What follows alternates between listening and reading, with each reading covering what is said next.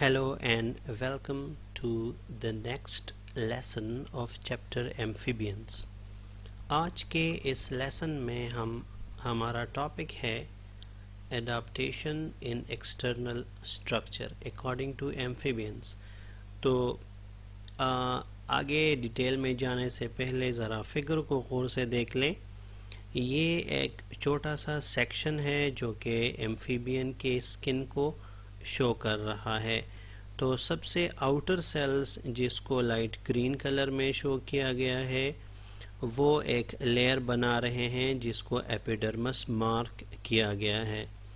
ایپیڈرمس کے نیچے دوسرا لیئر جو اسکن کا موجود ہے اس کو کہتے ہیں ڈرمس، اور اس کے نیچے مسل لیئرز پائے جاتے ہیں.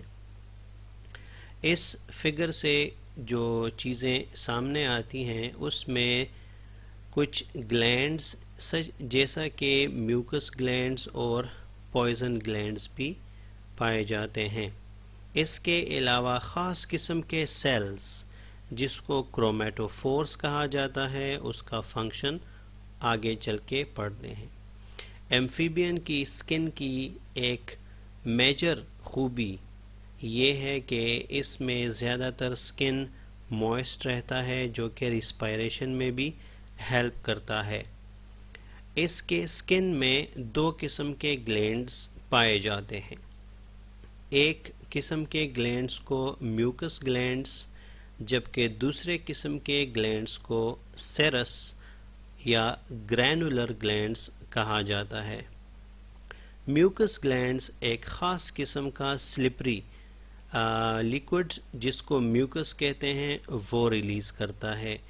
اس میوکس سے سکن ڈرائنس سے بھی بچتی ہے، سکن کی حفاظت بھی ہوتی ہے اور اس کو بیکٹیریل انفیکشنز وغیرہ سے بھی بچایا جا سکتا ہے.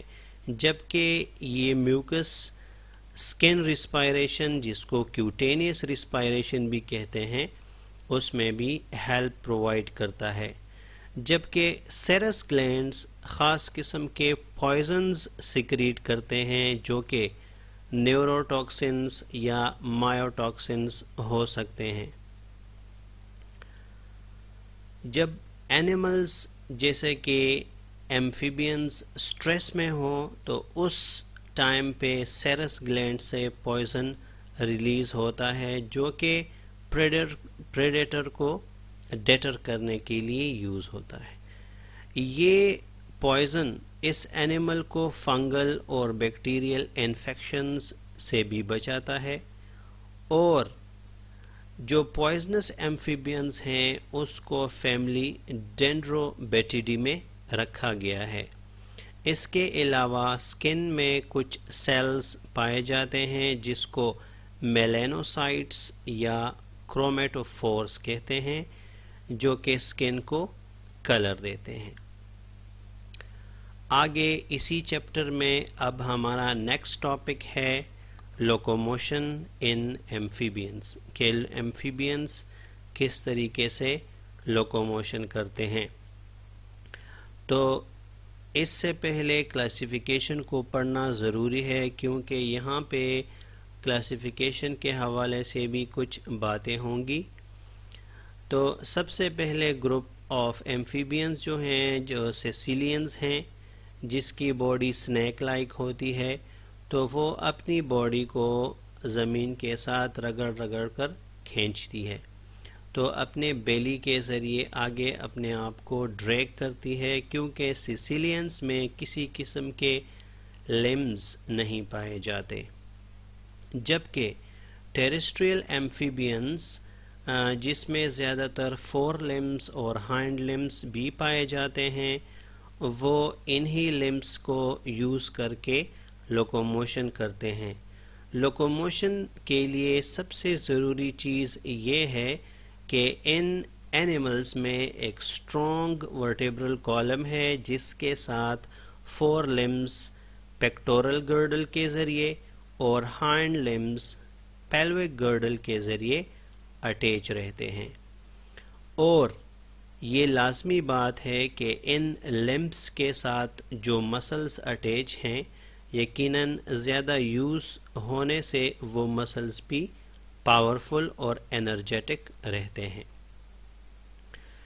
کچھ ایمفیبینز جیسا کہ فراگز ہم کامن لائف میں بھی دیکھ سکتے ہیں کہ ان کی ہائنڈ لمبس کافی لانگ ہوتی ہیں اور کافی اسٹرانگ مسلز اس میں پائے جاتے ہیں۔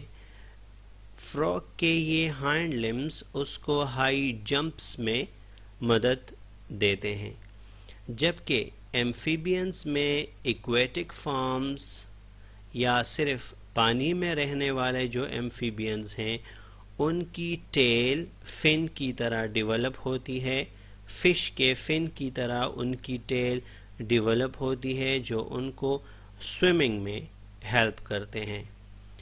پچھلے سلائیڈ میں غور کریں تو آپ کو سیلیمنڈر نظر آ رہا ہے۔ اس سیلیمنڈر کے بارے میں اب اسٹڈی کرتے ہیں کہ سیلیمنڈرز جب لوکوموٹ کرتے ہیں، ایک جگہ سے دوسری جگہ جاتے ہیں، تو ان کی باڈی میں انڈولیشن یا ویوز پیدا ہوتی ہیں۔ یہ اس کی ایک کریکٹرسٹک ہے۔ اچھا، فراگ میں ایک خوبی یہ ہے کہ فراگ کے ہائنڈ لمبس میں ایک ویب ہوتی ہے جو اس کو پانی میں لوکوموشن میں کافی زیادہ ہیلپ دیتے ہیں۔ اس کے علاوہ ایمفیبین کا اینڈوسکیلیٹن کافی ویل بلٹ رہتا ہے جو اس کو سپورٹ اور مومنٹ میں ہیلپ دیتا ہے۔ یہاں سے ہم اسی چیپٹر میں آگے اپنے نیکسٹ ٹاپک کی طرف موو کرتے ہیں جو کہ نیوٹریشن اور ڈائجیشن سے ریلیٹڈ ہے۔ اس کو ہم پہلے بھی ڈسکس کر چکے ہیں کہ تقریباً تمام کے تمام ایمفیبینز کارنیورس ہوتے ہیں۔ اس مقصد کے لیے اپنے پرے کو پکڑنے کے لیے ان کی باڈی میں چند ماڈیفیکیشنز ہیں جس کا ذکر اب ہم کریں گے۔ تو پہلی بات یہ کہ اس کے ہیڈ میں جاز پائے جاتے ہیں جس کے اوپر ٹیتھ بھی ہو سکتے ہیں۔ ان جاز کی مدد سے یہ اپنے پرے کو کافی ٹائٹلی پکڑ سکتے ہیں اور اس کو جانے نہیں دیتے۔ بہت ہی امپورٹنٹ کریکٹرسٹک ایمفیبینز کی یہ ہے کہ اس کی ٹنگ آگے کی طرف اٹیچ رہتی ہے جبکہ پیچھے کی طرف سے فری رہتی ہے۔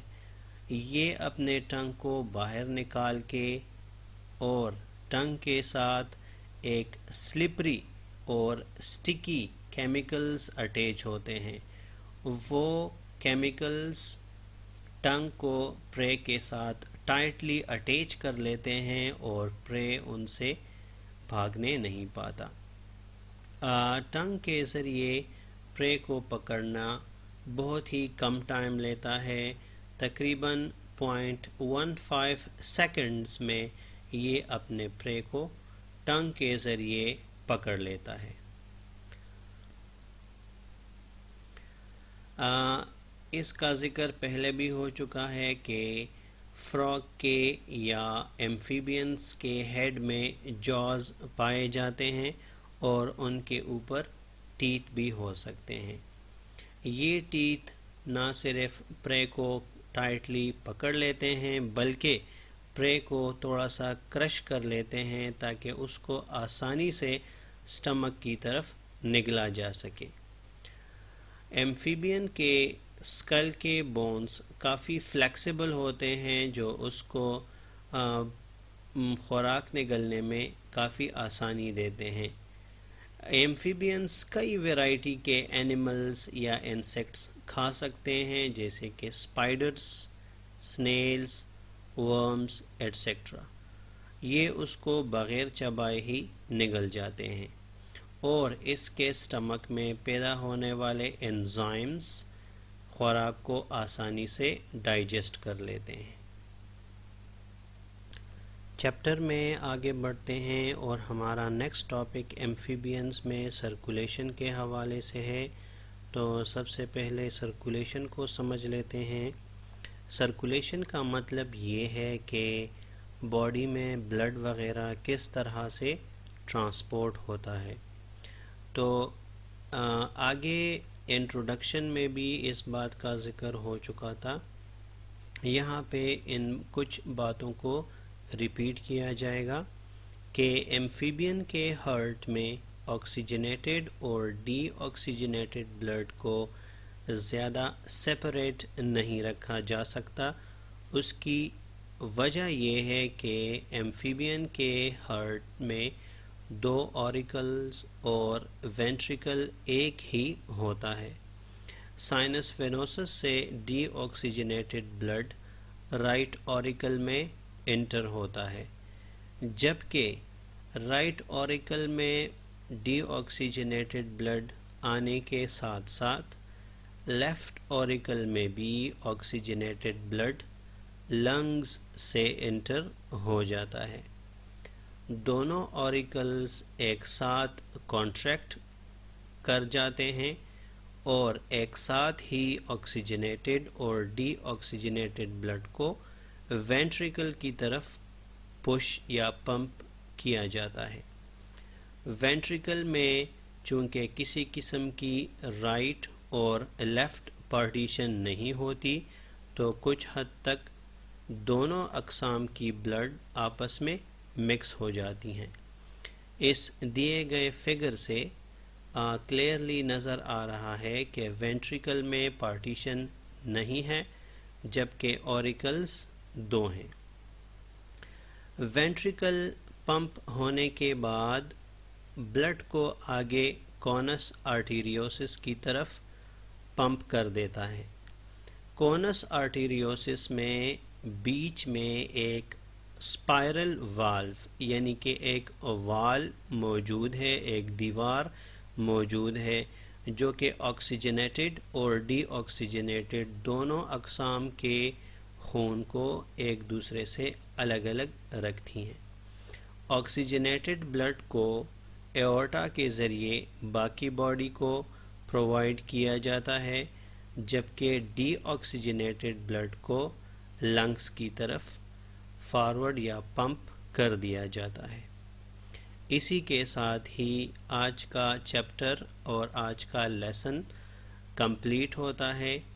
امید ہے کہ آپ کو اس لیسن سے فائدہ ہوا ہوگا. Thanks for watching.